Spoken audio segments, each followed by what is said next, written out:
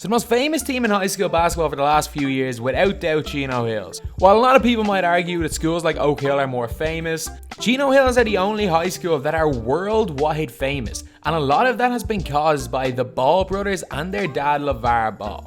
When the Ball brothers were in Chino Hills, they played an unorthodox system that seemed to work extremely well. They full court pressed for the full game, and while a lot of people were saying that they didn't play defense, all you guys have to do is just watch their game from 2016 against Mater Dei. While they didn't play any individual defense, while they didn't play any on-ball defense, their trap could work very well at times, and their team defense was second to none. Their ability to get in passing lanes was great, and also their ability to rotate was very, very good as well. People also complained about Liangelo and Lamelo Ball just being shot jackers. And to be fair, they did have a point, with Lamelo Ball often walking past the halfway line and shooting straight away. A lot of people are saying that they're actually probably better without Lamelo Ball this year. And their players even saying that they think they're one of the best teams around, and that it's better without Lamelo Ball because there's no more selfish players on the team. And I see a lot of people agreeing with these players without watching Chino Hills play at all this year, and also not even looking at their record.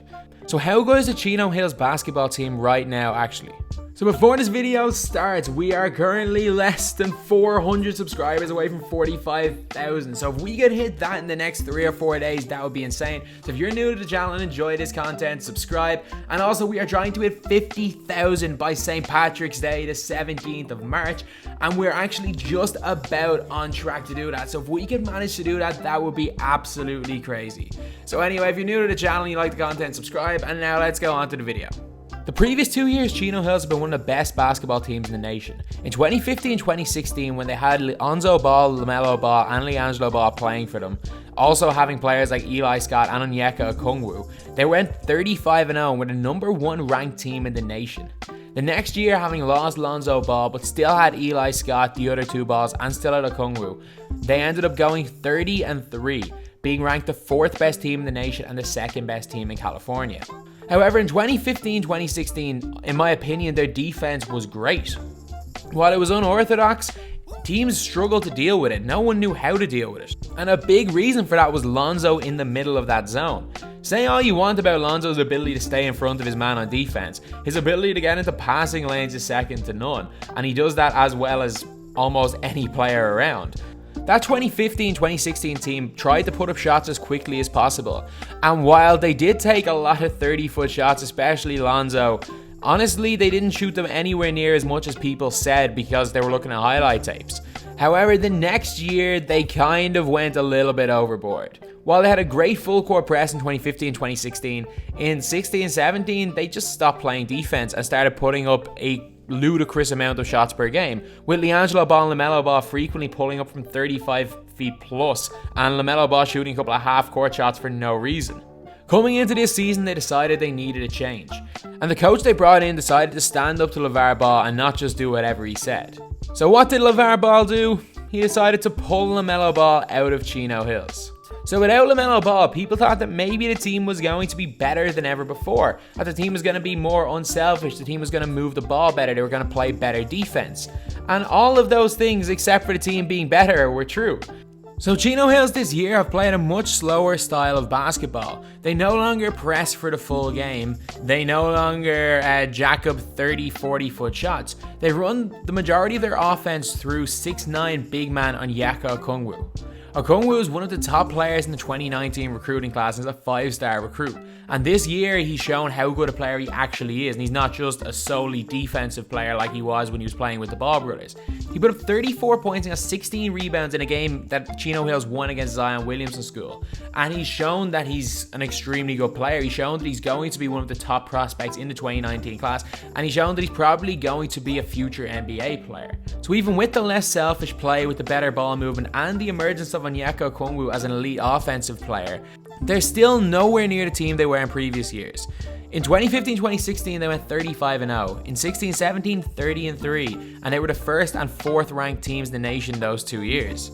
However, this year, they're not in the top 300 teams in the nation, and they're the 44th ranked team in California with a 16-11 record. You might be wondering, how is this the case, considering the fact that they don't do a lot of what a lot of people thought were their flaws from previous years. Straight up, the reason is they don't have the talent they used to have. They lost 3 of their 4 best players from last year, Liangelo Ball, Lamelo Ball, and Eli Scott. 3 of those were starters on their team 2 years ago as well. Even though a lot of people love to hate LaMelo Ball, there's no doubt that he's an extreme talent and he's doing quite well over in Lithuania. While a lot of people are saying he's struggling, so he's not doing well, anyone who knows anything about professional basketball, especially in countries like Lithuania, knows that a 16-year-old is not going to go over there and dominate. And the fact that he's even able to see the floor is crazy. Losing a player like that, even if he is going to shoot 50 shots a game, does negatively affect your team in some way. And the Chino Hills team this season has been negatively affected by LaMelo leaving. However, moving away from the system that Chino Hills have played the past couple of years could end up being a great thing for the program in the long run. Is it likely that we ever see another Chino Hills team being the best team in the nation? No, it's very unlikely. I'm not going to say it's never going to happen, but it is very unlikely. However, if they kept up playing with that system, if they never taught a lot of their players how to play actual on-ball defense, if they never taught their players the importance of ball movement, what was likely going to happen was they were going to be better this year and better next year than they will be. But as soon as okungwu and LaMelo Ball go, pluma will be gone as well. They honestly could go from being one of the best teams in the nation to one of the worst teams in the nation in the space of 1 year. And I don't think that's what Chino Hills want.